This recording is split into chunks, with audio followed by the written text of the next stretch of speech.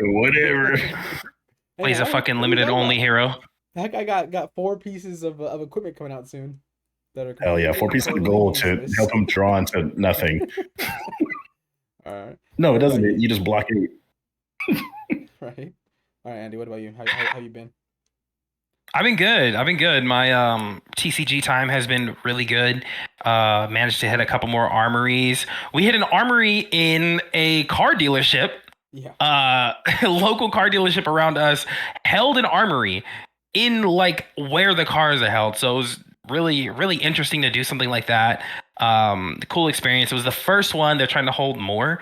So hopefully we'll get some gameplay of that.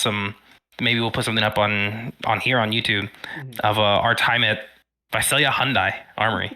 So Yeah. that was cool. Still on Katsu. Having a good time overall. Actually excited for some Magic stuff too as well. Interesting. Excited about Yeah. Magic stuff, bro. I don't know Yeah. that Universes Beyond stuff. You got a boomer in chat. Right? Everybody hates on Universes Beyond until they print the exact thing you want.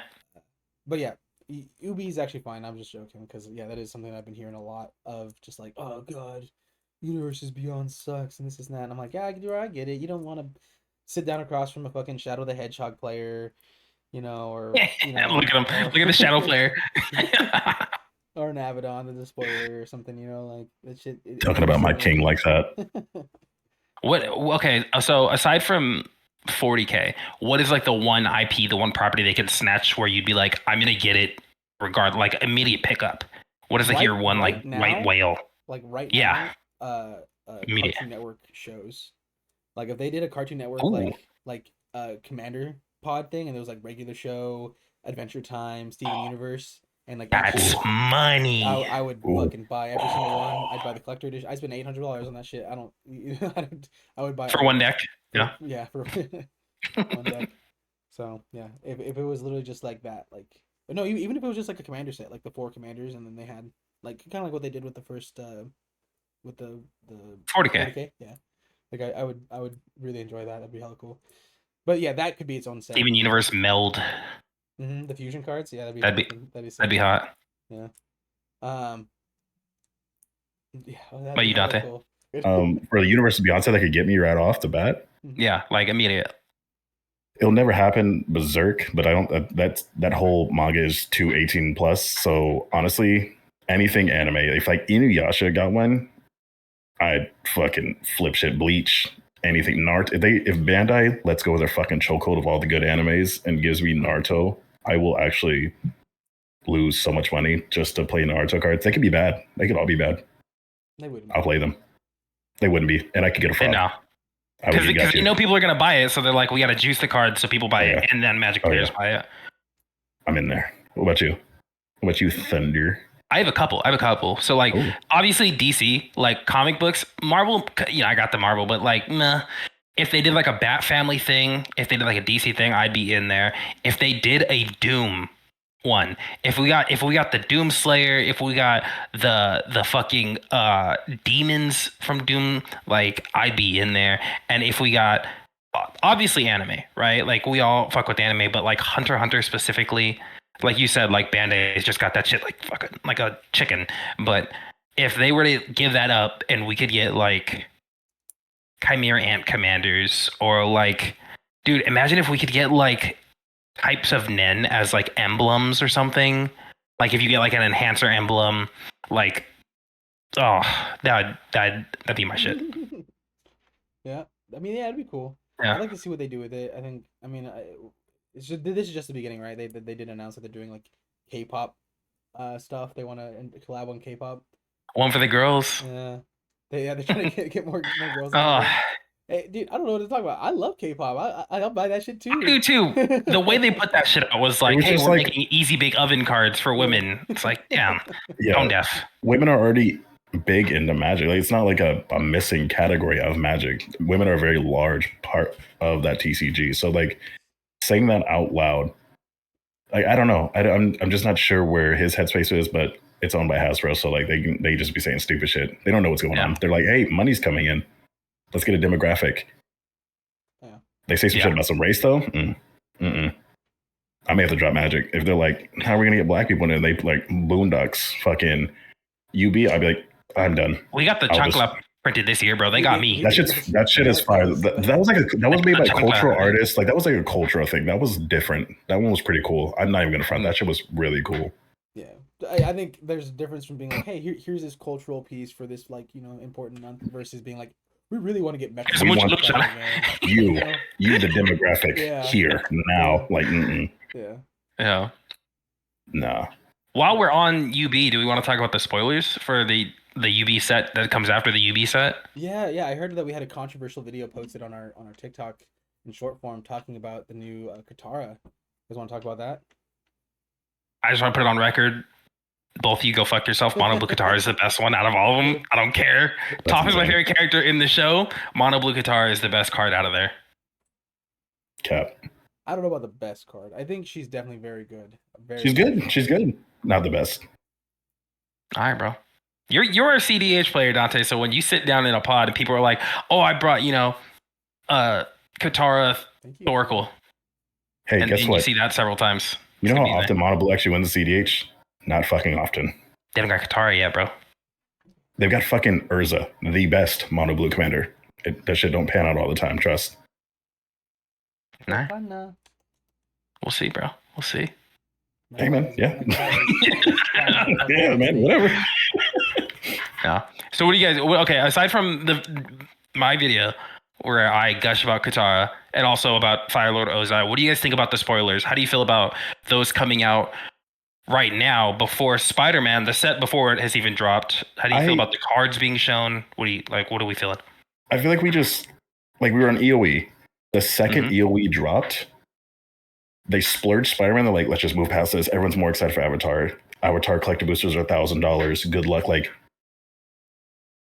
at what point in spoiler season do you just like it? I know it's to draw people to make them like super excited, but it's like, damn, bro, people aren't even talking about Spider-Man anymore. Spider-Man feels like it already came out. That shit doesn't come out for until what? The end of September? Until Atlanta, yeah.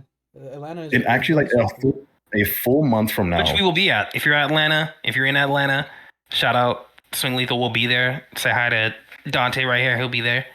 Yeah, in a full calendar month, Spider-Man comes out. I know more about Avatar than I do Spider-Man. And I probably want to be able to get any Avatar product just because of how fucking juiced and how scalped it's going to be.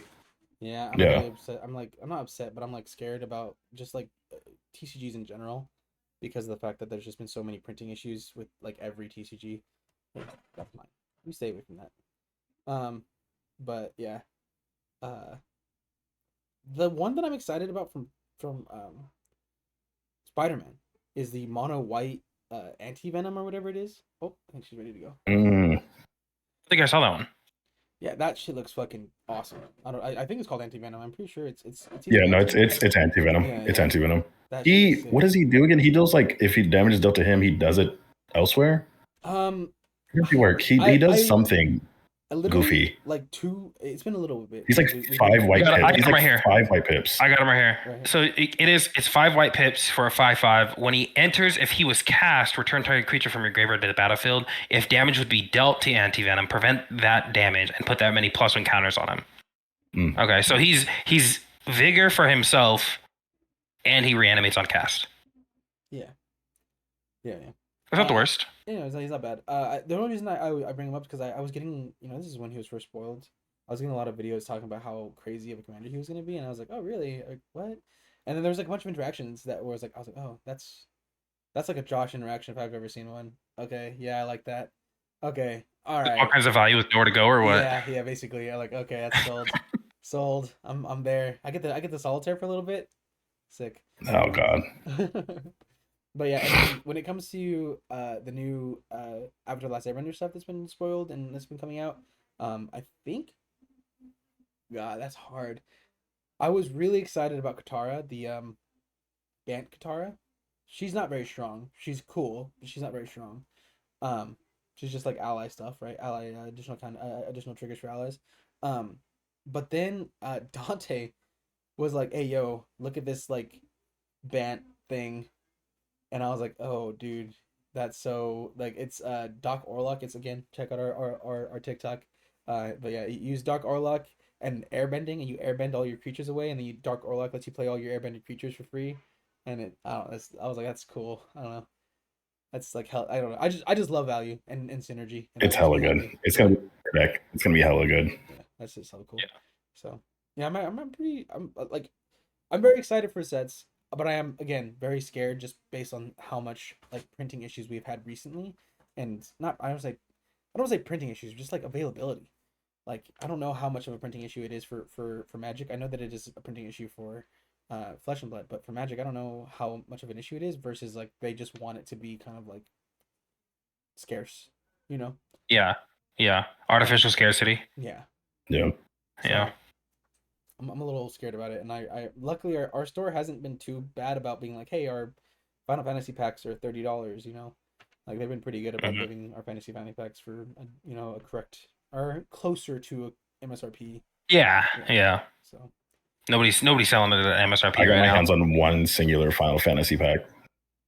I didn't open a single one, but honestly, I don't have a lot of connection to the IP, and like nothing was super on my radar as far as cards I wanted. So I no opened level What ups for hurt me. me was the fucking bundle. You know, I like the bundle boxes that they do with the dice and Yeah. shit in the 6 packs. We gotta show a picture of all of your dice, your big Yeah. dice. I get those for every single set that's come out since I've gotten into the game of Magic. It's like my favorite like gift to myself. It's little dice. It's like a remembrance of like the set. Those bundle boxes, which on average normally are about 50 to $60 for like any given set, even premium sets. They were 40 before they put a sample collector booster in them or whatever. Yeah, They're like then 35, $40. They put that one out. That one was $150. And I'm not spending $150 on 6 packs. You can go fuck yourself. I'll Yeah, buy that's the wild. dice. I'll go buy the dice. the dice is like 50 cents or something. Yeah, like nobody wants the dice. They just want the box and the fucking cards. I wanted the dice. Yeah. You know what tripped me out? I thought I lost my Rakdos dice because like I have 3 dice to make Grixis from Ravnica. I have Demir, Izzet, and Rakdos. I thought I lost my Rakdos dice for a little bit, so I went online to go like buy one. They're so hard to find, and when you do find them, they're like $30+. Yeah, Fuck. For like they're the like limited guild items. dice. Yeah, they're like limited items. Yeah, I thought like how Josh said, like I thought it'd be pretty cheap, right? It's just like because like any other set dice, they're fucking nothing. But Yeah. specifically the guild dice is like expensive. The guild shit's old though. That's probably why. Yeah. It's like old Return of Ravnica and OG Ravnica and stuff. Yeah, I was gonna say Yeah. this aging myself boomer shit right here, but those bundles were super sick, and especially back in the day, they used to come with books. Like they used to come with like the set that set used to have a book tied to it or whatever. It would come with that book.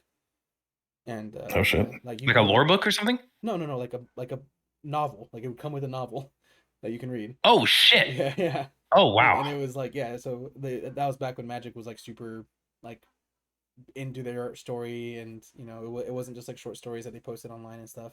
It was like full Mhm. novels, which I don't know. I don't know how long it's been since they've had like full blown novels like that, but And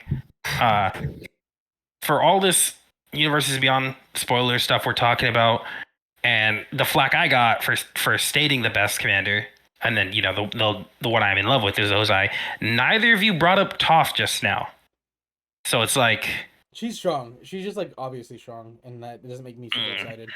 That's like the issue is like the funny or the cool things. Okay, they talked about this in Flesh and Blood. Flesh and Blood, they're like, hey, we know when things are broken. We want you guys to find it, and if you find it, good on you. And then if it's too easy to find, it's not fun, and we'll ban it. And that happened with the Zephyr Needle thing. And yeah, and then the like Kraken Aethervine or Aetherbane or whatever in LL. And it's like, okay, Yeah. and they even said that like Cracker, like, so Zephyr Needle was banned like as they were printing the cards for it. They were like, okay, yeah, we don't want another crack. We don't want no more. We don't want another Kraken Aetherbane. Fucking Polly Kranka's name got your ass. We don't want another Kraken Aetherbane issue. Sorry, okay. We don't want another Kraken Aetherbane issue where it's like figured out, and the next LL event that happens, everyone and their mother is playing Verdance, and we see, you know, a poor regular player just trying to mind her own business get fucking hit for 400 damage or something, you know, like. Yeah. But, yeah, that kind of happened with Toph, where it's like she comes out, they spoil her, and everyone's like, Mindslaver. That's going straight in my deck. I'm playing Mindslaver in every version of Mindslaver that exists. I have Hugin. That's also going in my deck because that's extra turns and blah blah blah. All right, I can't wait to take 35 turns and half them are supposed to be yours. And it's like, okay, well, I'm not. It's the same thing that happened with Vivi. It's the same exact thing that happened with Vivi. Super cool. Everyone knows it's super cool. It's kind of solved. It's like, it was cool. Mm-hmm. Yeah, I love Vivi because it's specifically in my favorite colors. So it's like I'm here for all the shenanigans Vivi's doing. Seeing like what 7 Vivi's Cauldrons in a top 8, I'm fine with it. I like Is It doing Is It That's shit. So bad. The competitive scene of Magic is so bad right now. Side note, LO, super cool to watch. Just started doing it. Go watch LO. LO is fucking cool. LO's just fucking being explored, man. I don't know. That shit's interesting. I'm excited. Hot take. LO should never have been a real format. It should be the Wild West. Dude, that just sorry for jumping on this, but I disagree with your take. That aside. Oh, okay. Yeah. Let me put some energy in to disagree with you. There you go. That aside, they just announced how Worlds is gonna work. I don't know if you guys saw that, but they announced like how. No. How? Okay. So what is it? So it's they have their CC rounds, they have their LL rounds, and then they go to top 8. And in top 8, the first seed, you know how first seed usually decides, like who goes first. First or second. Yeah, first seed decides what format they're playing. And that's dumb. And it's back and forth.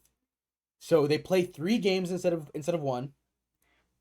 And it goes back and forth depending on it's best 2 out of 3, and the person who wins chooses the format.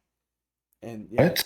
Oh, if you win, okay, so say you're going into quarters as a loser, your opponent chooses, and they choose LL.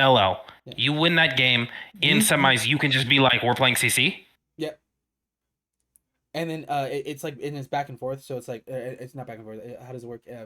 If you choose the format, so you can choose to choose a format or to choose whether or not you're going to turn on order. So you'd be like, I don't really care about what format, and then they go, okay, we'll play LL. You're like, all right, cool, I'm going second. So does that make sense? So like, if you're first seed and you choose LL, your opponent gets to choose whether or not they're going to go first or second, or whatever. So you just have to be extremely competent in both formats, extremely comfortable with both metas of each format, and both decks. Yep. And both decks. I mean, isn't that the same for like? Isn't that kind of like the same principles? Drafting is obviously different, but like you have to be very competent in drafting to make it to day 3. Yeah, I'm not saying that this is correct. I'm not saying that this makes any sense at all. I do not like this, but there's no draft, by the way. Like, there's no draft set for Worlds, so it is real. There's just gonna be gravies winning. Well, was there draft for Worlds before? Yeah. So they eliminated drafts. Yes, usually it was for LL. Usually, that's what I thought. Tier 4, and it's CC and draft, and you have to be good at both. Well, and if you're bad at draft, you're just not gonna make it. I'm gonna be watching it, so fuck it. I got my start in TCGs in Limited. Limited is the best, in my opinion, the best way to play trading card games. So I don't like this. I didn't like it initially. Now this shit is like something I actively hate. One thing that I'm afraid of, I understand whatever getting rid of draft, trying to make CC a viable or LL a viable format, and all this. But one thing I'm afraid of is that it's gonna make the top 8s. They follow each round, right? They follow each player, each game, and each game is now best 2 out of 3, and those games are fucking anywhere from 30 minutes to an hour and a half because there's no timer. So I'm just like, okay, are we just gonna have 3 hours for each event or each person playing? Wait, so you're saying it's not? Oh, my understanding was it's still best of 1, but you go into the next round to choose. No, the games are best of 3 now. Yeah, it's 2 out of 3. And midway through rounds, you can just change formats. Mm-hmm. That's gonna be draining. Those people are gonna be fucking drained. Game 1, this CC, shit game is 2, not good. Oh, shit, my opponent won. Game 3, I guess we'll go back to CC because I'm more confident in CC. Fuck no. Damn. I don't like it. I don't think I like it at all. I think LL being like a part of it is cool. I don't like the best 2 out of 3 thing. It's fucking weird, man. But yeah, I'm pretty sure. Yeah, the first person chooses, and then I think maybe the loser chooses the format or something. But yeah, kind of like the same way. I think yeah, it's loser chooses whether or not they choose a format or they choose first or second. Kind of like Magic, best 2 out of 3. Yeah. Mm. Yep. We should talk about something we like. Like the actual events that happened, the 3 events, Yeah, let's talk Auckland. about the callings. All right, sounds good. We'll move into that. All right. So there was 3 callings that happened while we were gone. We had calling Auckland, which was a double calling. One of them was Welcome to Wraith, sealed and draft on the second day, and then the other one was an actual cast constructed, which is one that we all partook in. I think the only person that watched the whole thing through was Dante, though. So Dante, you're gonna have to tell us because I heard that it was crazy, and I heard the Dash is the best deck you ever seen in your entire life or something. Which one is this one? Was this This is the one where CK Lionel. CK Lionel. I will say this now. I think he may be the best dash pilot on the planet. I'm not gonna lie. I watched him navigate some. Is this Kansas? Absolute. No, Huh? Auckland. This is Auckland. Auckland. Yeah. Oh, got you. Yeah. Yeah. I mean that calling, like I was oozing to Josh. It was the best like CC I'd ever watched. It was the best Fab I'd ever watched. I watched a turn 1 kill, like a turn 1 game over. Oh yeah. With the versus Cecilio. with Kano. You get to watch Yeah, Alexander that Bell. pilot. Shout out to that pilot. I don't remember their name, unfortunately, but they were fucking balling. And then they went for it against the deal and kind of just threw the knucks up. Like, Kano's kind of just spin the wheel and they're like, "Do I win? Nope. All right, GG's." Like it's, yeah. Shout out to him. He was an amazing pilot. He was showing me things I didn't know about Dio, holding priority in certain spots before you crank. Like he was like, I learned so much from just watching him play. Yeah. I was super happy not to see fucking Gravy. Like I was just like, oh yeah, fuck yeah, I fucking hate Gravy. So then you were rewarded with the next calling with 3 gravies. 3 gravies. Gravy's a good deck, and you're gonna see it as long as it's good.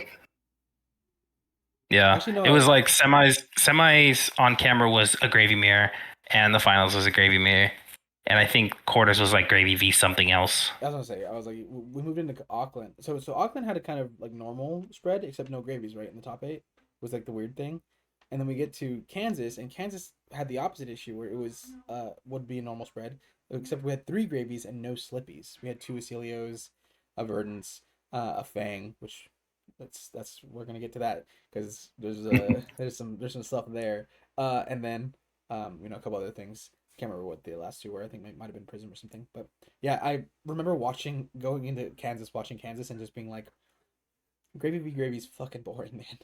Like I don't know. I've been hearing a lot of people talk about how the finals for Kansas is like a masterclass on how to play Gravy because it's like it's so intricate and really really really interesting and fun to watch and this and that. And I'm like, bro, if you're a Gravy player, I can see it being really interesting. I am a Gravy player, and I still was just like, this is fucking a slog, bro. Like it's so slow. I don't know. Yeah. Not that they were playing slow or anything. They were playing very quickly, and they understood their lines and they played really really well. But I was just like I just wasn't super interested in it, so I ended up not finishing the finals. I think it's what we talked about. I had the same problem where I watched everything up until the finals. I was like, I can't watch another Gravy Mirror. But I think it's the same problem that we talked about last time where Gravy has so many fucking decisions to make, and every time you make a new decision in that you're drawing a card off of a gold or you're activating Gravy to draw and discard, you have more decisions to make, not less. It's not like you're working towards the route that you've taken. You're creating decision trees that just continue branching off every time you're like, well, now I'm gonna blind flip this swell. 99% of the time you're gonna hit your fucking blue, but and it's like, okay, hit my blue now. Well, now what am I gonna do? Yeah. It's like just everything takes so much thought and deliberation. It makes for a boring watch, TBH. Yeah. And then we had Copenhagen. Copenhagen was interesting. We had a lot of interesting people really strong players on very interesting decks. Mainly the one that comes to mind is Pablo Pintor on Jarl. Man, I love watching Pablo play.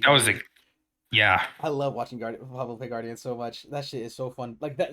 Okay? I'm sorry. That deck is not fun to play. I find the fatigue, that strategy very very boring. But watching him play it made me happy, and I don't know why, but it did. I was like, bro, I'm bad. He just made Specialist. so many correct decisions and was rewarded every time he made a correct decision. It was awesome to watch. Seeing Slippy go like, well, here's what was it, 21 or some bullshit? Here's It like was it was 19, I think. I think it was a 19. I don't know because he took damage. He covered 18 and took damage, so it might have been 19. But seeing Slippy go like, here's high teens, low 20s of damage. That's ultimate disruption. And Pablo, without blinking, is like, I've figured it out. Here's all of the blocks you can imagine. You don't even have a thing to take away from me. And one of the games he played on day one was against Victor. Well, I think he ended up qualifying for the Battle Hardened, but so he meaning that he did not make day two, but in one of the games day one he played against Victor, and Victor threw a 21 damage overpower at him that Pablo covered, and I was just like, overpower sucks, man. I was like, dude, this overpower keyword should not exist. But yeah, like it's really strong in limited, but in CC and constructed formats where you can build your deck and control what's in it, that keyword is very nearly dead. Yeah. Yeah. What one thing I want to shout out about Copenhagen, day one, Yorick Schult, round one, playing against Maximilian, who was on Fang, who made top 8. Actually made Yorick was on place. Yeah. Yorick was on Katsu. And he fucking did it, bro. He fucking did it. That Katsu game was so awesome. And as the Katsu player, I just loved watching it. It was so cool seeing somebody like represent that is a good deck. It's a viable deck. And he was on Autumn. He was on Edge of Autumn Katsu, which he's on like version of Katsu. Have you taken a look at his list yet? I haven't been able to yet, but I do want to check it out, see what's different. I know he's playing Harmonies where I'm playing Ley Lines.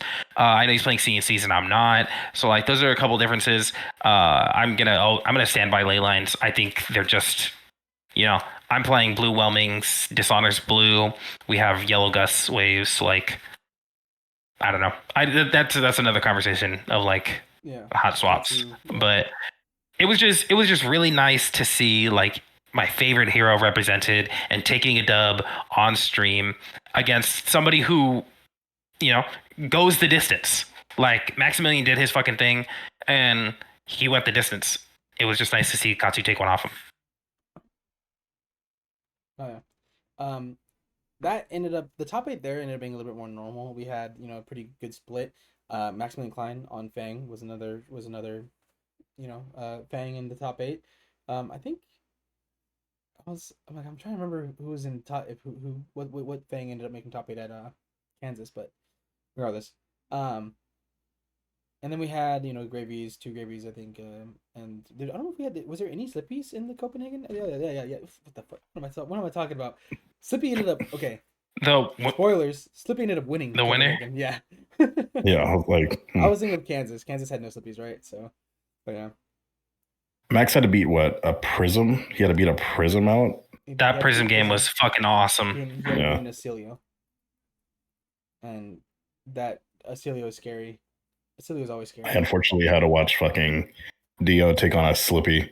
That it sucks to watch. Like Dio's not. I love Dio. I love Dio so much. Disruption is brutal, and Slippy, all Slippy wants to do is go wide and be fucking absolutely terrorizing to your hand and game plan. And he was playing well. I think he was playing, or they were playing as best as they could. It's at a certain point, you need cards in your hand to send back damage. And what happened? It was. Oh no, that was in the Max game. I was thinking of when the Slippy's 4 turned into 17. Like that just turned the game. Like, that was it. That was like there's no coming back from that. You're like, hey, here's 4. Also, though, I think he made a mistake because he had more armor. I think he should have put some more armor out there, but that's just me. I'm super frugal. I'm super Slippy's just impossible to block. Slippy's impossible to block, but all he put out was 1 Saber Bloodshed and his Valiant Dynamos. He had full block on his Crown of Providence. He had full block in his chess piece. He was like, he still had a block on his hands. And he was like, here's 4. What's the best you can do? Here's 17. I was like, God, Nick. I think They were at parity. They were that's at parity probably- before that hit. I think that's probably a fine block because what you're doing in that situation when you're playing Fang is they know that you have 30D reaction in your deck, and you show 4, and they're just like, You're also working as a Fang on the assumption that they probably have 1 or 2 attack reacts, and do they want to show those attack reacts to you, and risk getting stuffed by your D reacts, or do they want to, whatever? I don't think he was expecting the 4 to go to a 17. He probably expected the 4 to go to a 7 or a 10, but I don't think anyone ever expects 4 to turn to 17. yeah, I don't think anyone, which is why it's like, dude, like this shit's impossible. And then okay, I blocked 4. All right, cool. Next chain link. You know what I mean? Like that's the Yeah. that's the It sucked because I thought because he came back, he had brought the lives back down to parity. Like he was at a big life deficit. He threw a fucking massive turn, got them both down to 17-17. The Slippy player goes infiltrate, I believe, or something. 1-0 for 3, go again. One of those fucking attacks. And then next chain, here's Bonds. And then it was just like, damned if you do, damned if you don't type of situation. And I know in his mind, he was probably like, I need to win this game. I can't spend this whole game throwing cards at this person. Yeah. And it just ended up just not working out that way. 2 Justin Nicks are too good. 2 Justin Nicks just lines up way too well. Yeah. And then you're also playing Fang, so there's also probably a part of you that goes, I have to keep a couple of Draconic cards in my hand so that I don't lose my fealty. He had 5 fealty at the time though. Like he was able to off of 1. Like if he kept 1 singular card, he probably could have kept going, or at least been able to not lose his fealty. It was just like he could have put the walls against that, and he was still going to get hit with his bonds. Like there's no way to actually cover that full block. Yeah, there's no way. Yeah, which I mean, that's what we're saying, right? Slippy is impossible to block. But Fang is also very, very similar in endgame states. Fang is just like, here's a singular dagger, and then it's 9, and then the second dagger happens. Like, yeah, I was gonna say, theoretically though, like that matchup is technically Fang favored. I'm not sure how much is Fang favored. Maybe 60-40 or something. Not a terrible matchup, but still favored. Yeah. Fang is looking really strong though. Fang specifically into the top 2 decks of the format. The probably the best deck, which is Slippy, and then the most impactful deck, which is Gravy. He just takes their names. Yeah. I'm excited. Oh shit. Sorry, no. Go for it. I was talking to Thunder the other day on the phone, and I think when we did our rating system of the heroes, I think we made a mistake on Syndra. I think we ranked Syndra too high, unfortunately. She's been getting fucking pulverized. Like I did really say that though. On the phone, I was like, I made the comment that like Syndra came out swinging when she was revealed. She won an event immediately, and then people realized that if you knew how to block her the same way every ninja is, you know how to block her. She kind of just like falls, it just crumbles. She doesn't have a lot of tricks. It's very face up her game plan. And I think what happened with Gravy is that she was just really good into Gravy, and that like if a deck eats the best deck, it's going to be good. So that pushed her, but everybody else kind of figured out how to block her again. That's what I said when we did the thing. Is like, it looks like people are figuring it out again, and once that happens, she's just going to fall down. Yeah, that's true. Yeah, that's kind of what was happening with Gravy too, right? Where people were like, "Oh, this is she's the Gravy eater," and then Gravy's like, "Well, I can kind of figure this matchup out." And then really good Gravies just weren't losing the matchup anymore, right? Or we're losing less of the matchup. Yeah. Same into the Slippy. We saw several Gravies take down Slippies, which is a terrifying notion to think that Gravies can do that even somewhat regularly. Yep. I mean, if you just put enough pressure, and they, it just falls apart. The game plan falls apart. But yeah, with all that, well, we've been getting a lot of conversations on X, on Blue Sky, on YouTube, all over the place. Is should there be bans coming up September 1st? We're getting bans, right? Or we're getting a ban and restricted announcement. We don't know if we're getting bans, and we've talked about Gravy getting hit, hitting Swell, hitting Tipple, hitting whatever. I don't know what you hit. I've heard people say that you can literally hit anything in that deck and it'd be a right target. I've also heard people say that it doesn't need to hit at all. The other one that's being talked about is Slippy, because obviously Slippy's the best deck in the format. And hitting Take Out the Mantle specifically. I think it's pretty universal that Take Out the Mantle is the one that's being like talked about. Me and Dante had a conversation today though about like Trad Shell Toxin and a couple other cards just being like those cards are a little too much sometimes. I think that is better to hit than Take Out the Mantle. Excuse me. Yeah, I don't know. I understand that like, the fear with Take Out the Mantle is that they now have 6 copies of their bonds, and Take Out the Mantle fulfills one of the attack reacts of the bonds requirement.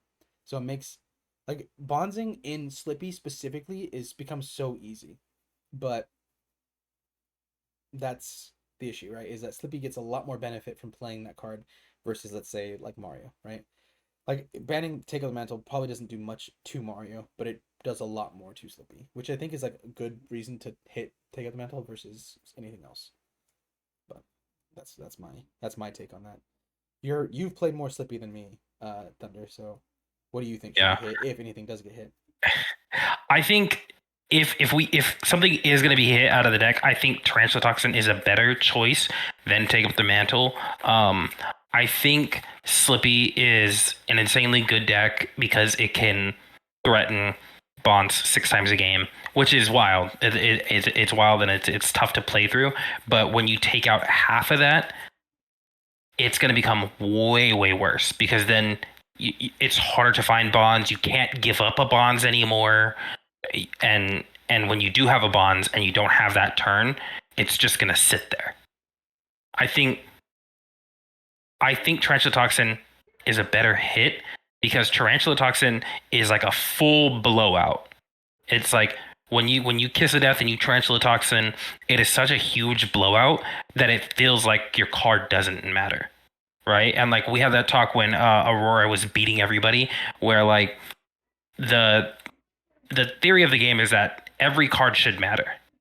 But in Aurora, and now even in Acilio, they can go, here's block 6, Electrostatic Discharge. I'm just going to get these cards back. Or here's my 0 for 4 attack, Electrostatic Discharge. Or no, Electrostatic Somersault. Electromagnetic Somersault. I'm going to somersault this card back no matter what. And it's like, okay, my cards don't matter. Like my cards like don't matter. And that is a terrible feeling. And I feel like you feel that more getting toxed than you do getting Take Up the Mantled, right? And God, I had this happen to me a couple armories ago against a local of ours, Phil, very, very, very good player who's now on Slippy. And I've played, like you said, I play Slippy. I love the deck. Watching him play, I'm like, okay, so this feels like a Take Up the Mantle turn, or this feels like a Codex turn. Playing against it enough, you can start to get a feel of the lines. It's almost like Ninja, where you're like, oh, okay, well, it's very nearly face up in what you're wanting to do. You blocked with a bonds last turn. Like you can start to feel where these things are. And I don't think you ever feel like that about Tarantula Toxin. You're like, yeah, here's a Kiss of Death. It's got to be Tarantula Toxin, but it doesn't have to be. You know what I mean? Like I think Take Up the Mantle is what is like one of several cards that makes the deck really good. But if you take out any one card that is that impactful, the deck's going to be significantly worse. And like we've talked about, you don't want to kill heroes. Like you said that to me, right? You're like, you don't want to kill heroes. You want to just level them out. Yeah. I think we had talked about something getting hit, which would actually just kill the hero, and you're like, good. And I was like, well, I don't know about good. That's me. I'm an ally hater, and that includes necromancers. All right, Dante, what are your thoughts on this? Finally, I'm free. My bad, shit. No, I'm fucking with you.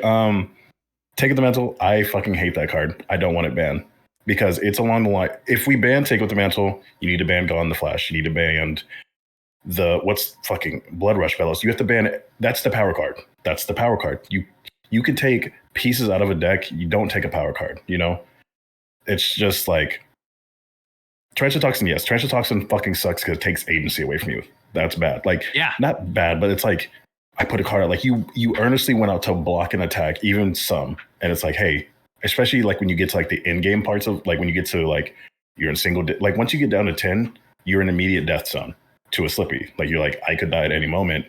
You know, that comes out, you're fucked. You know, so I don't think Take Up the Mantle should come out. That's a power card. I think all decks should have a power card. All decks should have a way to win a game powerfully, right? As far as Gravy, I'm a firm believer that if you fuck with the tipples, you may tip the deck wrongly. I think a swell restriction should probably be on, because swells, just there's so much value that comes off of swells. Like, yes, tipple, like tipple's like the key piece to the deck. It's like tipple, discard this, your turn's on. It may not always be a blue tipple, so they may not even be able to do it immediately, but like they're able to discard, do their game plan the way they want to do their game plan. And they get their gold. That like fulfills that hero's identity. Tipple. Tipple like embodies gravy to like its core almost, right? So I think a swell, if anything gets banned at a gravy, I think it should be like a swell. I don't know if they shrink them down to colors or just take them out as a whole, but swell should be on that. Another maybe not so hot take, I think Felling of the Crown needs to be banned. That's what I was gonna get to. So the other conversation was about Verdance and Verdance needing some hits. And I was like, really, Verdance? Like, that deck seems like the fucking most fair deck I've ever played against. Like, I don't know, like that deck doesn't seem like it's doing anything that crazy until you're dead. But yeah, Felling of the Crown is one of the cards that I'm just like, okay, please ban it. Not for any real reason. Like, it's not like super powerful. Like, these decks aren't running amok. It's just like one of those cards that you see play and you're just like, why does this card exist? Like, why is this 30 value card a thing? Like, not actually, but like it feels that way. Like, it feels like it's probably like close to fucking 16 value whenever it's played correctly, and you're just like, bro, this is crazy. Like, this is not cool. Um, which is probably what those decks need at the moment. But as the card pool gets more and more explored, I feel like that's gonna be a forever problem in those decks. So you hit Crown because you thought Crown was gonna be a problem. May as well hit Felling because it is a problem. But what about you, Andy? I don't think Felling needs a ban because we haven't banned Codex. That is true. Codex is the same thing. Point. Yeah. Codex is the same thing. They're tempo thieves. They steal tempo even if you decide you want tempo. If me and you are at parity and you send a banger of a turn and I say, fuck it, I'm going to hold my cards. I'm going to make sure I can do something. Codex takes that away. Codex is like, no, you're going to be disrupted. You have no say in it. You're going to be disrupted. And I'm going to further disrupt you because I can get, in Assassins, I can get Take Up the Mantle. I can get Leave No Witnesses. Yeah.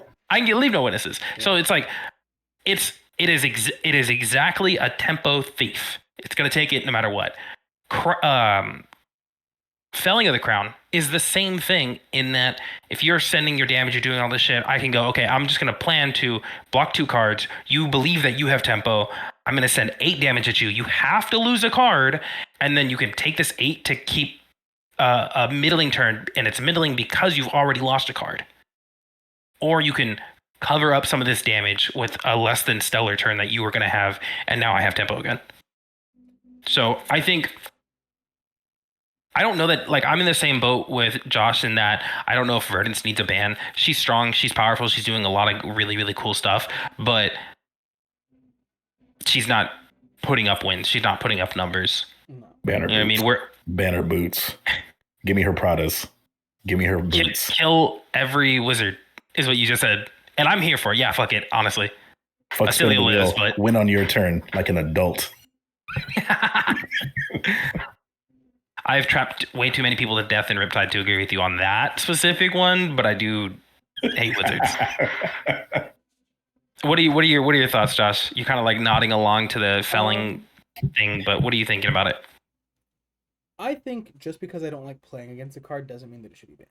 There's a lot of cards I don't like playing against, and I don't think that they need to be banned. I don't really think that much of anything needs to be banned at the moment. The format seems really strong, but Ellie Bird, who I had the pleasure of interviewing when I was at Nats and is an amazing person, had a take that they posted on, I think, Blue Sky. That was essentially like when a format feels like, oh, like, it's fine, everything's cool, like we're cool with these 2 decks existing and just being the best. That usually means that this format needs a ban. And I'm like interested. Yeah, like it made me sit there and go, like, really? Is that like? Yeah, I guess it's just conceding stagnancy to the fact that we know that these 2 decks will always be the most represented and will probably always win events. Like, like that's, yeah. And like that's probably an issue. And it's like, okay, maybe something should get hit just because it's like, okay, nothing interesting is happening. The most interesting that is happening right now is that Fang is Fang. coming in and starting to win things, and Ocilio is coming. Fang is good into both the best. He's pretty well stat into both the best heroes. Yeah. I do love something about this current meta is I love that we have like a hero every event. For a while, I believe it was Ira. There was like, oh shit, like we have like Ellie's right. We're like we just are like these are the best decks in our head. We've kind of like come to that determination, and then there are decks under them that were like, oh, they're doing good. Every event is like, oh, here's like this wild card deck that like I didn't think about is like doing numbers. And like at Copenhagen, it was Fang. It was awesome to watch. And like a while back, it was Ira, and it was really cool to see. And it's like I like that. I like that we have like decks that can compete at that high level. But thinking about it, that is probably right that we shouldn't have just two decks that sit atop everything in S tier, and then we have the meta. I think it's different now too because of like in instances of like Aurora and Starvo, how they just came and left. Like they came so fast, like let's not ban anything, let them get out of here. They're going to be around for a while, especially like the new LL changes. Like they will be around for a while. So I think that's honestly a pretty good call. Is like just keeping things exciting. Honestly, just shaking shit up. So I'm gonna read the Blue Sky post verbatim because Gotcha. I did not read it correctly, but it was what I took from it, which was just basically like this is the way that it is. So probably should be banned. Is something that I have observed in TCGs over the years is that when a format gets to the stage where it takes like X isn't busted, you just need to be better at playing around it.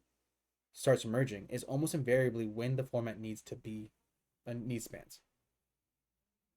So every conversation I've had with Orc Knight, yeah, basically, yeah. This isn't broken. You just need to be better. Yeah, basically. Well, Ellie thinks that when those conversations start happening, you should ban those cards. You know, and I feel that. Yeah. There was a lot of conversation on it, and there was a couple other, and she had a couple follow-up posts which you guys can check out. Ellie's very smart. I'll say this much. She's a very smart individual, and I tend to agree with basically all of her takes. So. Mm-hmm. But yeah. So final thoughts. What, in y'all's opinion, should be banned if there's a ban needed? Like, let's go final cards. Dante, you Josh can go first. Oh, okay. What? Final cards. I'm gonna say a restriction on swells, not a full ban. A restriction on swells, and I think Tarantula Toxin. If anything got banned out of it, I think it should be that. I think that should be banned, and I think those. I don't think anything should actually be banned out of Oh Girl. I think she's honestly fine. She's just strong. So those are my takes. Yeah, go ahead. I got you. I think that there should be. I was convinced away from Tipple. I was like, Tipple's too fucking powerful. It does way too much. It's ridiculous. Restrict it. At least make it to where you can only play reds or something, right? And my friends and people in the community, we had conversations about it, and they're like, no, Tipple is the deck, right? Like Tipple is that piece of the deck that makes it flow. Tipple is Puffin, like I think Puffin, right? It's her Zeppelin, right? It's the deck. It's the card that just kind of makes sense, and that just makes the deck do what it's supposed to do. And when you ban that card, or when you restrict that card, that identity, it makes it the deck, not the deck anymore. And I understand that sentiment being like, okay, let's not do that then. So I agree that it should be swell, and that you should restrict probably the blue one. I think blue swell is actually the problem. You would think red swell, but no, I think blue kind of fulfilling all of the requirements of your deck is a little too much. And then when it comes to Slippy, I think you should ban the card that is the most impactful with the new deck that is coming out in December. You guys already know what is coming out. Like, speaking to LSS already knows what's coming. LSS already understands what they're going for with this new deck. They understand the power cards that can be in it, and you should probably hit a card that makes that deck too strong, because it already is really, really strong, and giving it more support is going to, again, make it probably even stronger. So you should probably determine internally what card is the problem and ban it. Whether or not that's Take Up the Mantle, or Tarantula Toxin, or Riddle. You're going like the Zephyr Needle route. Yes.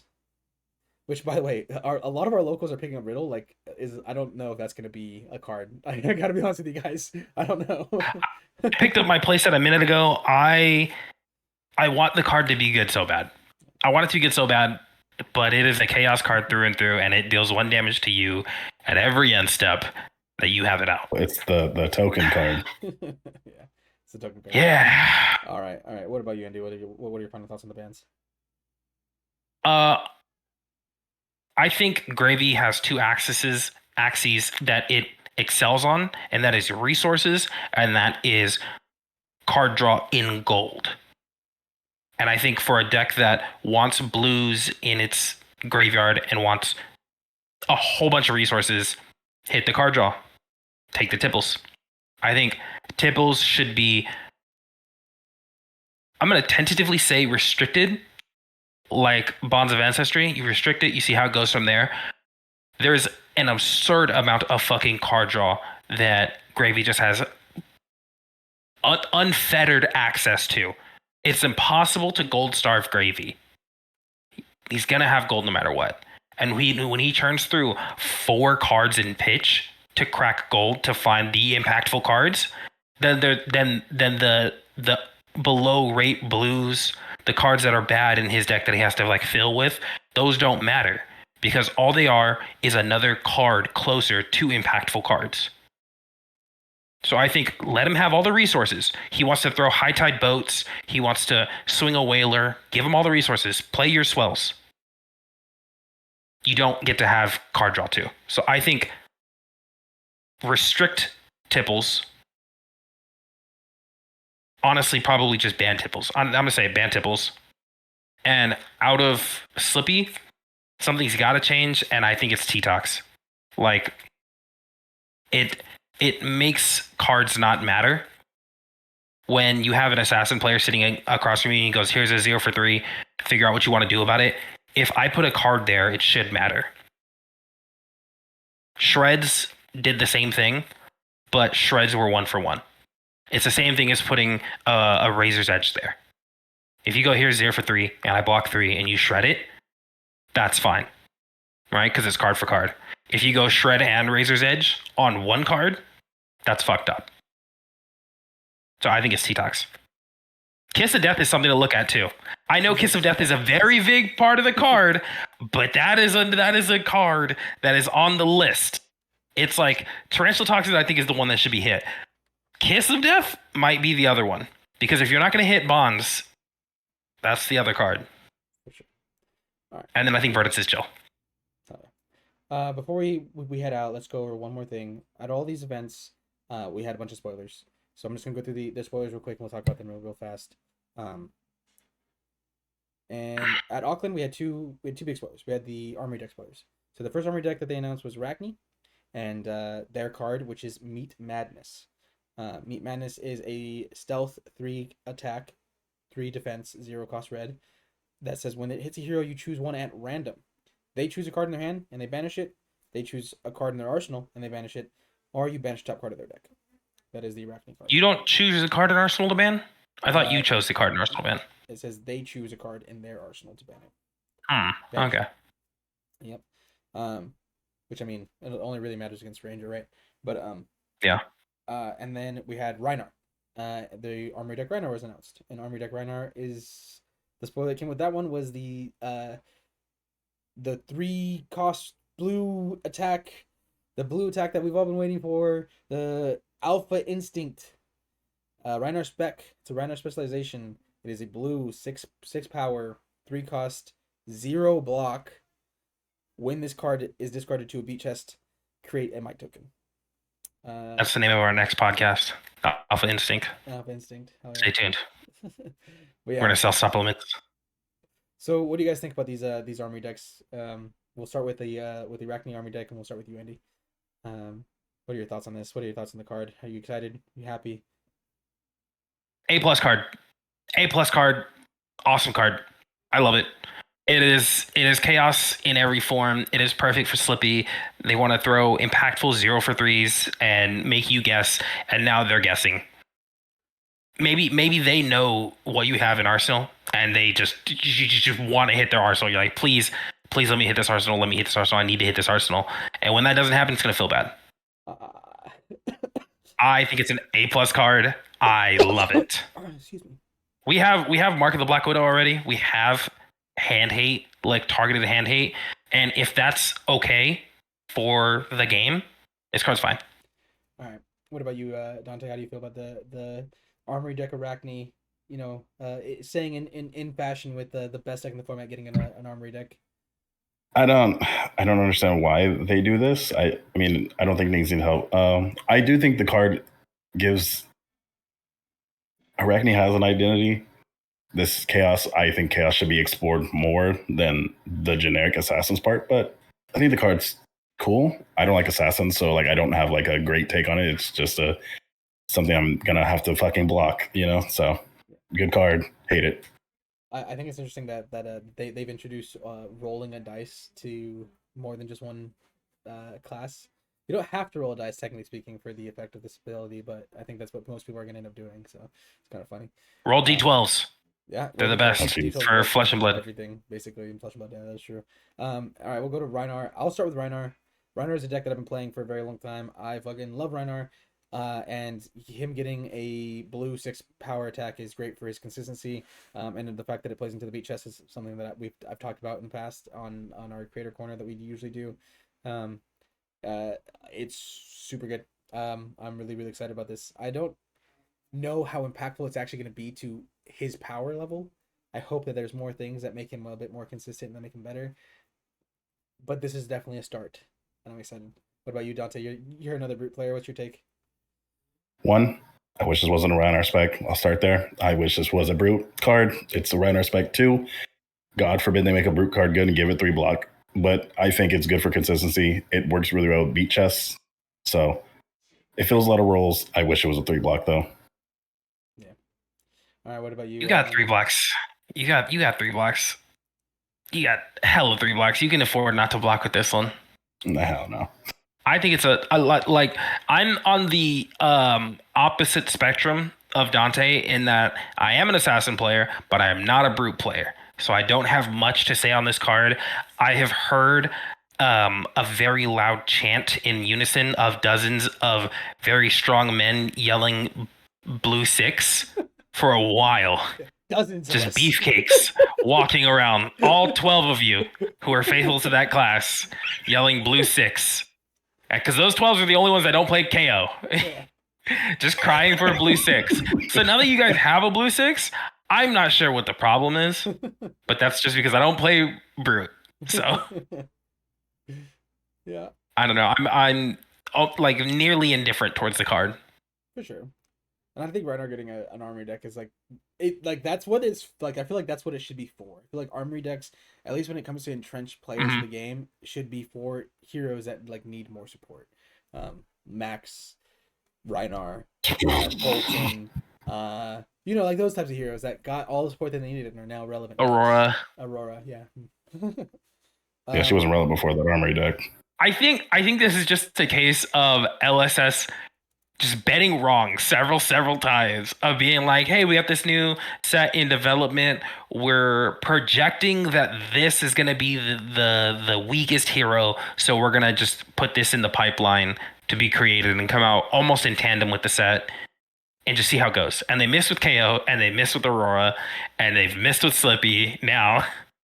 But like I think Slippy was a safe bet, right? Like Slippy was a safe bet in that Slippy came out in the Hunted where they had 2 cards that were specifically for them or their talent, right? We had 2 total chaos cards.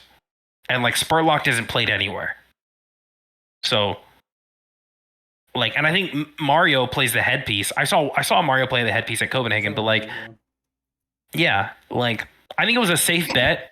It turned out to be wrong, but I would have called it safe. Yeah. Also at these events, sorry to like move on a little bit, but also at these events, what ended up happening is we got 2 expansion slot spoilers for various heroes. At Auckland, we were given Blood Follows Blade, a Kasai specialization, and we were given Take the Bait, a Riptide specialization. To start, I think I'm the Dante. Do you play Warrior? I think I'm the only Warrior player here. I play Warrior. I don't play it often, but I do play somewhere. I started on Dorinthia. My very first like like I'm gonna explore this game was kind of like Dorinthia because she's kind of easy to learn at like a base level, like a real low base level is like attack, pump the attack, send good numbers, and that Kasai spec is fucking cool. I think it's neat. I think it's neat. I think it's so fucking I neat. hate ally heroes, but I'm excited to play some fucking allies. It's so cool. It's so cool. And it's go again. It gives go again. Yeah, it gives like it feels it. Oh god. People are talking about how I think it's neat. It's Blade Runner on Ally. You know what I mean? Like it's I don't know. Like it's really like it's what it is. It's the Blade Runner card that you're gonna play in your deck anyways. And yellow, which is really nice because you need yellows for Kasai's healer ability. And yeah, and then it makes the ally that you want that you're playing towards when it comes to the Raise an Army. And there are some decks that just have a very hard time getting rid of these Centauri Sellswords. So I'm very excited for this card. This card looks really sick. How do you feel about it, Andy? I don't know. I couldn't even tell you the text on the card. I know Blood Follows Blade is very specifically blood in attack. Blood in ally following blade, which is the attack. So like it's something like after you attack or make an ally. I'm nearly indifferent. I know it's a good card, and I'm excited for Kasai players to have it. Have not looked at it. He's a ninja player. He does not care about allies. Real quick, what it says is target sword attack, it's go again, and on hit make a Centauri Sellsword. So. Yeah. Oh, that's good. Yeah, it's pretty. That's good. I like that it doesn't pump. That's cool. That makes me feel cool about this card. Because if it was like +3 go again and on hit Sellsword, it's like no. That'd have to be like a 3 cost. That'd have to be like a 3 cost. Commit something to that. That's fucking. Yeah, that's the Blade Runner is a 1 cost. Since this one is a 0 cost. So. How much does it block for? 3. It's a warrior card. Let's get real. Yeah. And then we got fucking warriors. Take the bait. All right, Andy. You can start here. All right, I guess we'll talk about Riptide. I got a slideshow prepared. Hold on, I got. Okay. All right. This is the best expansion slot for Riptide that has come out to date. I don't give a fuck. I don't care. It is the best at its floor. At the worst possible version of this card, you gain full tempo. You gain full tempo from your opponent. I've had a couple conversations about the card where people have speculated that if you do this to someone, they will send the bait, the fish, and pass. And if that is the absolute floor, that's the worst this card can do, then that card is plus value for every attack they would have thrown at you. This card is fucking awesome. And I had this conversation with Dante where Dante goes, hey, do you also want to talk about the spoiler that was a vampiric tutor for Riptide? I go, what do you mean? He's like, yeah, there's a card out that says tutor for any card put on top of your deck. And I was like, that's this card. That's this card. What is wild to me that a card that is vampiric tutor, as well as another thing, is not being touted as like S tier of a card. It is insanely good. You get to get any card out of your deck you want. Josh has brought up that if you start your turn with Take the Bait, because it has go again, you start your turn with Take the Bait, your opponent can't activate or play their own cards, so they can't play D-Reacts. You can't get Rootbound Carapist. You can't get Staunch Responsed. You can't get Sink Belowed, or Fate Foreseen, or what's the $100 one? Shelter from the Storm.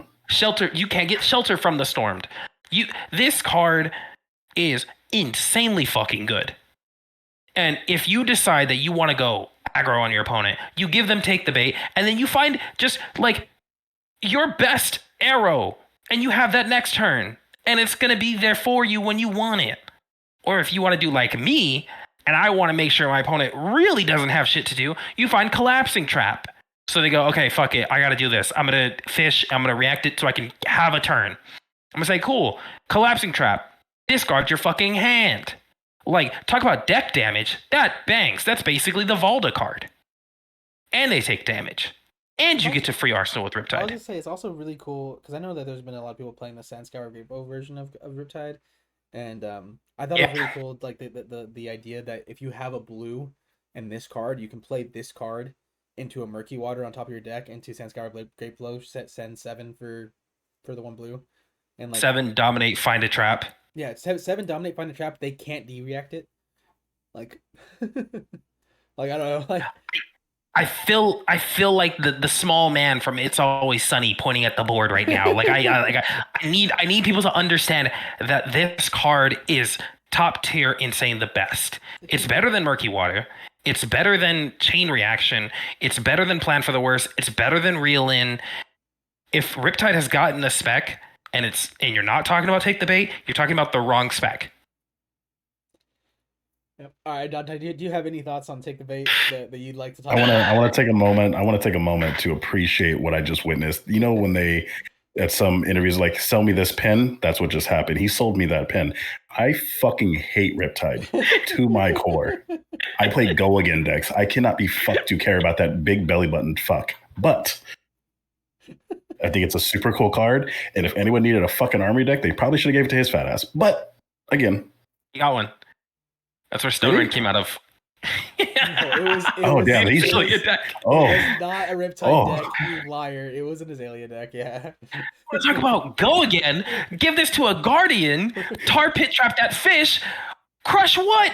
Crush what, bitch? Crush what? Okay. Give it to Slippy. I think it's a cool card. Again, I'm still against tutoring in Fab, but All right. You don't like Katsu? I don't like Katsu now. Yeah. Oh. Let's move on to Kansas. Kansas, we got a slew of cards, mainly a set of armor, a Marvel set of armor for my boy Olympia. Yeah, those are cards. No, man, I'm telling you, your $1,000 sideboard's finna go stupid when you block for, what is it, 8, 12? Because temper 2? For 8. No. You can't block. You can't block with them again, or you lose them. Yeah, and if we lose Then I them, battle we can't use them to pay for our shit. Yeah, so Oh, you only shit. block 8. You can block 8. And also they're legendary, so there's not any more in your sideboard. You can't go get more. There's only that one. Yeah. I thought they were bad, and now he knows their shit. I was like, you just fucking run through this armor. I'm so frugal with armor. I was like, fuck yeah, disposable income. This shit's bad. This is fake money. It was already disposable. Credit. You already had a fucking giant fridge. The fridge was not the issue. Finding more of a fridge was also not the issue. The issue is that we have nothing to spend our extra gold on, and saving our extra gold for maybe refilling our fridge is just not it. And we go, okay, well, this now covered. Now you can bluff rate for free, and then you'll already have the gold, so you don't need to worry about that. All right, cool. What do I do with the other 30 gold that I made? Like, I don't understand. Errata Olympia, make him a pirate. I think we can fix it. Hit the gravy and just put every blue in your deck into those fucking gold. High Tide Olympia should be what they're aiming for at this point. Fuck it. The only saving grace is I see this and I go, okay, there's gotta be some warrior. They remembered Olympia exists. Yeah, that too. Yeah, okay. There's gotta be some warrior gold payoff coming soon, because there's no way that they give this man more gold and not something to use it on. Like there's no way. But it does look cool as fuck in like the full art when they all met. It does look cool. I mean, I know it sucks. It does look super cool. It does look cool as fuck. He's fitted. Did you see? So Josh Lausch, I think it's Josh Lausch. Somebody posted a video or picture. You can rotate the orientation on Talishar, so you can have like your deck on the left side versus right side. You know, you can do that with these backwards arm. Backwards arm. Like all the left-handed players are fucked. If you're a left-handed Olympia player, you're fucked. Yeah, which I mean, there's 4 of us, so there's definitely one. One of these 4. So, yeah. Man, that was not a card that I was super excited about. The other card that they revealed at the event is the Earth Wizard, 6 power spell, 3 cost, red, 3 block, does 6 damage, and then it has an instant ability that I can't remember off the top of my head. What is it? I got it. Yes. Oh, go ahead. Light up the leaves. Instant discard this and an earth card to prevent the next 6 arcane damage that a source would deal to you this turn. That would deal this turn, not to you, just in general. So, I've heard that it's just another 3 copies of Burn Bear, and that you're making her more consistent, and it's an earth card, and it's got pitch, and it's just whatever Burn Bear was for her this is just it, but better.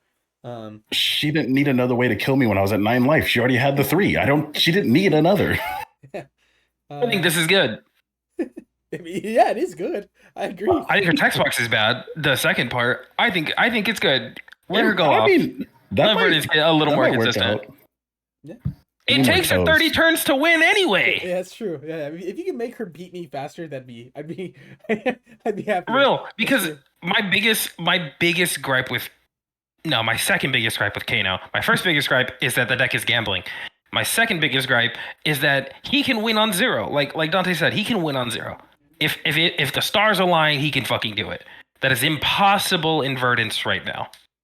And I think Wizards as a class should stick to this like bursty, zero defense, all or nothing thing. So honestly, Rootbound Carapaces piss me off more than this.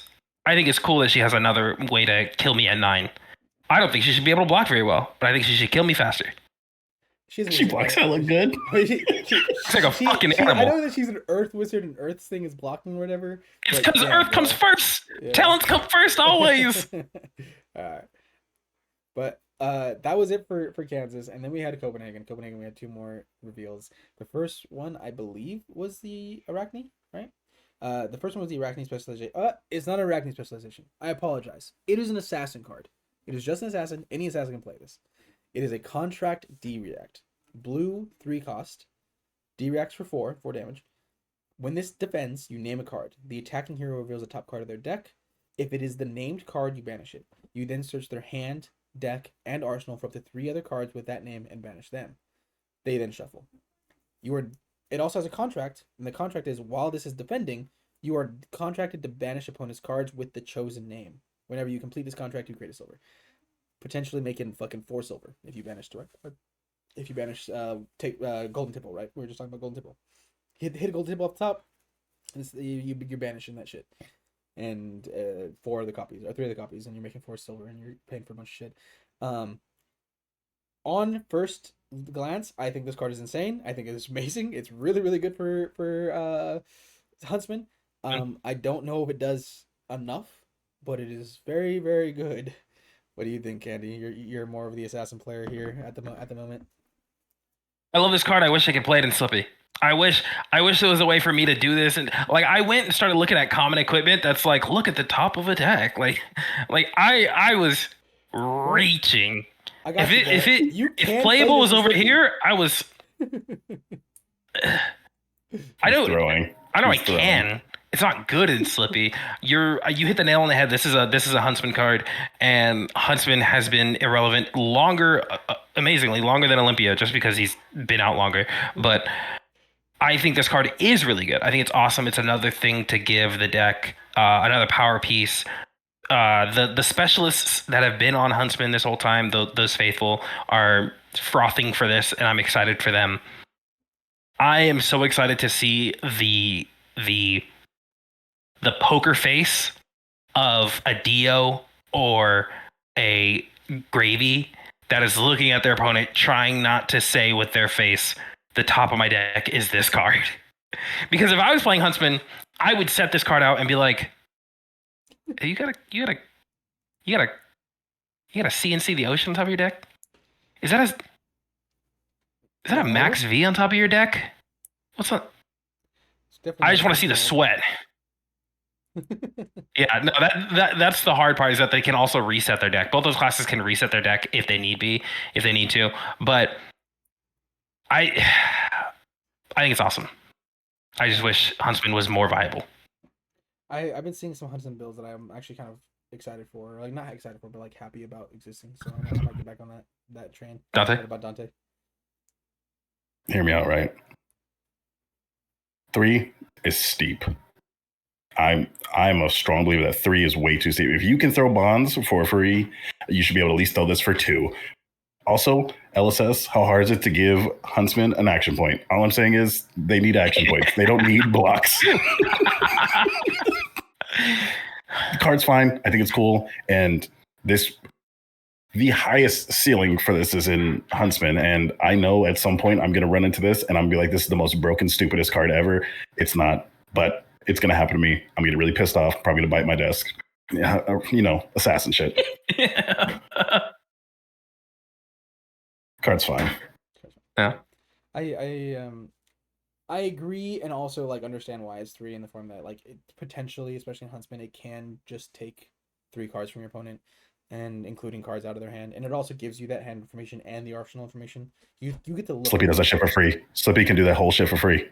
But This looks at Full your bond hand shit for free. too. yeah, it looks at your hand. This looks at your hand Slippy too. can bond It's you personal too. for 1,000,000 damage for 0 resources. This is bullshit. But you can do this to a Slippy and be like, okay, now I know what's coming. You know. I mean, I guess it happens in Yeah, DRX, so I guess you it lost happens. 2 cards to know what's about to be in your ass. Yeah, Yeah, you yeah, lost yeah. just- 2 cards and know like, oh, what's this? But yeah, it is. This card's good. interesting. Yeah, I think it's good. I don't know if it'll. Ooh, play hitting by- their bonds with this D-React though, that would be funny. I know there's a bonds Fire. Oh, up there. Yeah, banishes it. Ooh, ooh. Yeah, that'd be hot. How does Huntsman read? I know Huntsman whenever you play says a something. Contract card. Looks at the top. This you is can put a it to the contract bottom. card, so he gets to look, Yeah. right? Yeah. Yeah. Oh shit. shit. Yeah. Wait, this is way better. Hold up. This is way better. Hold up. Yeah, Hold he's up. a look. This is like Am I too low? guaranteed. I was too Whenever low. you Is it on his turn? whenever you play a card with contract, you may look at the top card of target opponent's deck. You may put it on the bottom. Oh yeah. Whenever you still play on. a card with okay, so I was giving it like a contract. C I was plus. This is like, like an A minus. This is an A minus D-React for Bro, Huntsman. in my A head, tier. I was like, oh yeah, Turbo fatigue? Because you get to do this Gravy 3 can- times. Yeah, you can do it 3 times. Gravy can just fucking shift the top of his deck before he sends an attack at you, so it won't matter. Nah, bro, he gets to look. Huntsman gets to look before he calls a card, bro. Yeah. How does priority work there? Because that shit's an instant speed. Right? You play the card. They can respond. Once it's played is when you make the announcement. Oh, so it doesn't matter. Yeah, it's kind of like Pummel. Like I play Pummel, you have priority, and then after that, Pummel's on the board. And Oh, shit. you know what I mean? I was too low on this card. I forgot. No, I've never done Huntsman a day in my life because why would I? Way better. Yeah. This is that means it's guaranteed. Yeah. 9 cards are guaranteed going to your well, maximum 9 cards are guaranteed going to your banner zone. Or you're calling judge because they have 4 copies. I don't know. That's a good question, actually. I'm about to look. I'm about to look at the company's rules, make sure that you do get the ability to look first before you name the card, because you might. Have You're to the name card judge. when you play it. Yeah, I don't know. I'm that's interesting. I'll look into It it. says when this defends, Yeah. not on play. Oh, okay. Well, I mean, When this defends. Yeah, because when you play Dio's that's fucking a trigger, but- null time zone, you have to like crank and do a bunch of bullshit before you actually name a card. Oh, okay. It's gotta be on the board. All right, sounds good then. All right, and then the last card that they talked about, The best one. the best one. Sure. It's good. It's a good card. is Quit. Backspin thrust. Backspin thrust is a mechanologist card. It is a 0 cost, 4 attack, 3 block. That says once per turn instant, you may untap a cog to give it +1 or go again. It is the art is beautiful on this card. It is insanely. It's Fast and Furious for a pirate. But better. Hey, you watch it. Fuck no. You watch it. No. Sorry. Yeah, you're saying it was what? It's Fast and Furious on a card. Yeah, it's the same thing. They're doing the same thing. Backflip and Pixie Girls. Yeah. This has a parrot on it. This does have a parrot on it. The art Fuck is amazing. Clanka, whatever his name is. The art is insane. I love the art. I want 3 copies just for the art alone. But on a like card level, yeah, it's fine. It's good. It kind of nombos sometimes. It does the same thing that like a soup up can in your hand, where like if you didn't have anything leave the field, you're just like, okay, the soup up is dead. I don't know how to make the soup up work. And it'll do that as well. But it's a 0 for 4, which is not awful.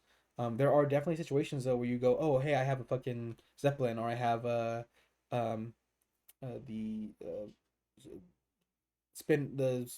Sky Skimmer. You go, all right, Sky Skimmer, tap it, go again, backflip, untap it, go again, shoot you for 2. You know, like that's a great hand. That's a 2 card 10. That's pretty good. The card is definitely good. It's definitely strong. It's definitely going in the deck. Is it what I wanted out of the set for my girl Puffin? No. I was very What disappointed. did you want? I wanted Gold Generation or a weapon that like was pirate. Play Tipples. A pirate weapon. No. Play Tipples. I tried No? it, bro. I tried it. It did not work. Mainly because it doesn't. Not a If you want Gold Generation, play pirate. You're playing mech. Yeah. Real. Like I'm playing pirate. I'm playing a pirate mech, but none of my pirate cards work. If that makes any sense. Can we be real? The pirate set was for Gravy. Yeah. The pirate set was not for Puffin. It was all right. It was kind of for Marlon. Go ahead. I take just as many game actions as any Gravy does. Now, the upside, way worse. I'm only throwing 10, but I take as many actions as they do. I'm like slowly coming to the like realization that I think the like her not having a pirate like weapon or more pirate attacks was like a mistake. I just think that if she had more pirate things going on for her, it'd be really cool to play like that like duality that like, hey, I'm a pirate mechanologist. I'm playing a little bit of mech stuff. I'm playing a little bit of pirate stuff. I'm doing a little bit of both. Kind of like the way that Marlon does right now, right? Where she has a lot of really good ranger cards, but she also has all her pirate Dogshit harpoons. harpoons. Yeah. Well, yeah. They're bad. They're very bad. I think the harpoons. Hot take. They should have done more damage. They should be 8. I think Give they should be stronger. her a 0-cost harpoon. I think the harpoon should be bigger. When you think of a harpoon, these things shoot down krakens. These things shoot at ships. This is a big ass bow. There's no reason it sends the same amount of damage as a battering bolt. At their highest, at their peak harpoon, it's just a battering bolt, but worse most of the time. I think Rusty Harpoon should have been a 0 for 4, and I think the King Harpoons should have been 8s. At least the damage would look a little scarier. Mm-hmm. At least you're sending 12. Now you're doing 12 for at least doing a game plan. Like those are real numbers. I'm throwing 10 at a warrior. Warriors laugh at every attack that Marlon's ever thrown in her life. They're like, damn. You better hope you don't run into an Olympia, because an Olympia can cover that 8 of that with the new gold pieces. Light work, easy work. A blue harpoon at me? Okay, sure.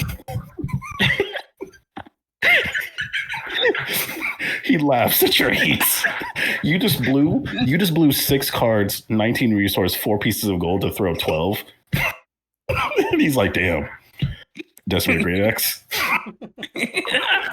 Block for 12, Decimated Great X, pass. Insane play pattern. Top tier play pattern. I want to be at that table. So what are our final thoughts on Backspin Thrust? I didn't get to say anything, but I think it's a great card. It's on rate at minimum, and it's a chain extender, and I think it's a good card. It's actually a really good point. I think. Oh, it's my turn, Josh. It's my turn. So I said, yeah, no, Dante. I just said, yeah. I was just agreeing. I don't play Puffin, but like I've seen how Puffin's gonna play. I think it's nice that. I don't know how it'll work out all the time. Obviously, you don't always have the cogs. Well, at least not Josh for some reason, but you don't always have the cogs. But I think a card where you go one of your 1 for what the fuck evers, go again, send that, go again, and then like you can do more shit. I don't know. I think it's nice. I think it's like a little filler piece as like your second attack. Might make you go 4 chain links. I don't know. It's free. It's a 0-4. You can't be mad at a 0-4 that blocks 3. They could block for 2. It could be a 0 block.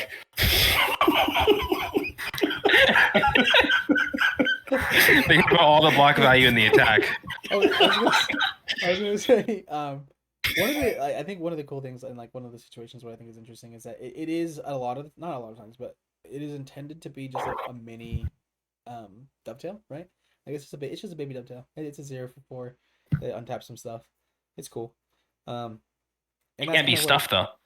You can stuff a dovetail. Yeah, can you though? Like yes, bitch. I'll give you my whole hand. If I got 3 cogs, you gotta give me. If I'm on Olympia, I'll give you my whole hand. I can put cool. Go again. Next attack. You know what I mean? I want his armor. I want to play Olympia just so I can be like on the first block on turn 0. Put my whole suite on the chain. Full kitted. And how much that cost? The Marvel cost me $500. Just slam that shit on the chain. Olympia attacks. Bro, the deck's so expensive and so bad. But yeah, I was just getting at that.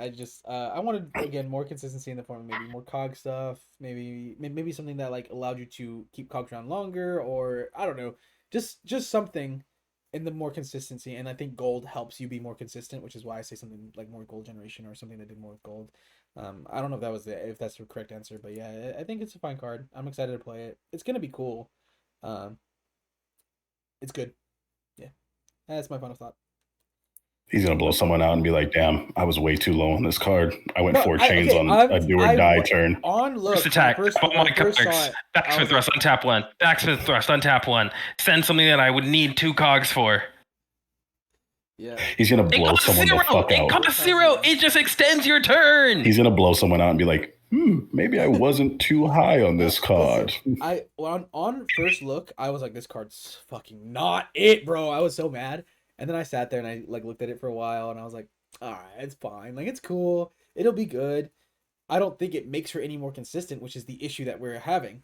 And you know what I mean? Like it just plays towards that inconsistency because it's taking slots away from things. You know what I mean? I don't know, but whatever. Play 30 cogs. I'm not playing 30 cogs. I could definitely play more copper cogs. You can legally play 30 copper cogs. You'll wrong. never lose again. I'll never block again either. You know what I mean? Like, I don't... You don't need to block when you're palantiring every turn for max value. Oh yeah, I'm definitely palantiring every turn and not going 4 copper cogs. 5th copper cog pass. Josh, let me ask you a question. What do you think about this card? I know that this is an out there take. This is me just kind of theory crafting. What do you think about picking up Blunderbuss in tandem with this card? Okay, I heard the sentiment because Blunderbuss always gives you something to tap your cogs that are around, and then you can use this card to untap. And I like that sentiment. My issue with Blunderbuss is that it costs 2 to swing for 2. And why? Like, why does it, like, why? It costs... Because with this card, there are 2 for 6. Yep. That is true. It is a 2 for 6 that you had to develop a resource for on the form of a cog. I don't know. It's fine. It's good. I think it's... You want to play with cogs if you don't want to play with cogs. You sound like you're down on cogs. That's like your whole deck. Josh is converting to boost puffin. Wait for it. Next armory. Next armory. Talking about it, and I'm like, okay, I have all the cards. I guess I could play it, try it out. But I just love Boat so much. I love the fear of Boat in people's eyes. You know, when I pitch 2 blues and they're just like, so. But yeah, probably play. Now when you're Olympia, shit, I'm be on Olympia. I ain't scared no fucking boat. I got 8 block conveniently right here for your boat.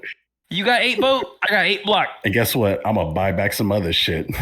Dead ass. You know what this is turning into? This is money over here. This is an investment opportunity. This is my diversified portfolio, bro. I put it in fucking armor. All right. Poor boy. All right, guys. I think that'll do it for this week.